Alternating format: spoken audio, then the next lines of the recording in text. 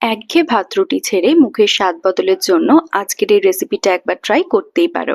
বানানোর বিশেষ কোনো ঝামেলা নেই আর খেতেও হয় দুর্দান্ত। তো প্রথমেই হাফ কাপ পরিমাণ উষ্ণ দুধে 1 চামচ ইস্ট আর সামান্য চিনি মিশিয়ে নিচ্ছি। অন্যদিকে একটা পাত্রে 2 কাপ ময়দা নিয়ে তাতে সামান্য নুন, বেকিং পাউডার আর ইস্ট মেশানো দুধটা ঢেলে ময়ান দিয়ে নেবার পর অল্প অল্প জল দিয়ে মেখে একটা ডো বানিয়ে উপর থেকে সামান্য তেল ছড়িয়ে ঢাকা দিয়ে 30 মিনিট মতো রেস্টে রেখে দেবো। কিছুটা বোনলেস চিকেন এইভাবে সরু সরু করে কেটে নিয়েছি। দিচ্ছি সামান্য পরিমাণ নুন, গোলমরিচ গুঁড়ো, অল্প রিফাইন তেল আর 3 চামচ মতো কর্নফ্লাওয়ার।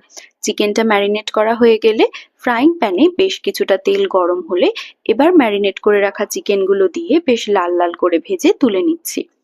কিছু কাটাকাটি করে নিয়েছি বেশ খানিকটা রসুন কুচি, 3টে মতো কাঁচা লঙ্কা, ছোট একটা ক্যাপসিকাম আর একটা পেঁয়াজ কুচি। একটা পাত্রে সামান্য জল নিয়ে তাতে 2 চামচ টমেটো কেচাপ, 1 চামচ রেড চিলি সস আর সয়া সস দিয়ে ভালোভাবে মিশিয়ে নিলাম।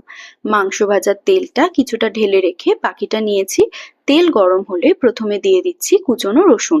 বেশ কিছুক্ষণ নাড়াচাড়া করে লাল লাল হয়ে এলে বানিয়ে রাখা সসটা দিয়ে এবার এটাকে ফুটিয়ে নিতে হবে 10 মিনিট মতো।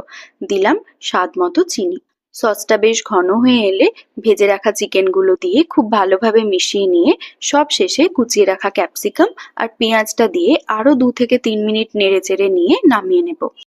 এদিকে ময়দাটাও দেখো একদম রেডি হয়ে গেছে।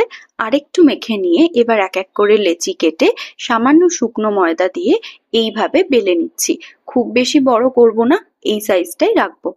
উপর থেকে এইভাবে তেল ব্রাশ করে ফোল্ড করে নিলেই কিন্তু আমাদের বাও স্টিম দেবার জন্য একদম তৈরি। সবকটা বাও রেডি হয়ে গেলে কড়ায় জল গরম হতে বসিয়েছি। এবার একটা ফুটো থালার উপর বাটার পেপার দিয়ে এক এক করে বাওগুলো রেখে মিডিয়াম আঁচে ঢাকা দিয়ে স্টিম দিয়ে নিচ্ছি 15 মিনিট মতো। 15 মিনিট পর দেখো বাওগুলো কতটা সুন্দর হয়েছে। সবকটা বাও একদম তৈরি। প্রত্যেকটাই কিন্তু যথেষ্ট ফুলেছে আর কতটা সফট হয়েছে আশা করি দেখেই বুঝতে পারছো। একটা বাটিতে কিছুটা মেয়োনিজের সাথে টমেটো কেচাপ ভালোভাবে মিশিয়ে নিয়ে বাওতে এইভাবে স্প্রেড করে বানিয়ে রাখা চিকেনের ফিলিংটা দিয়ে উপর থেকে সামান্য শসা কুচি ছড়িয়ে গরম গরম পরিবেশন করে দাও চিকেন বাও বান।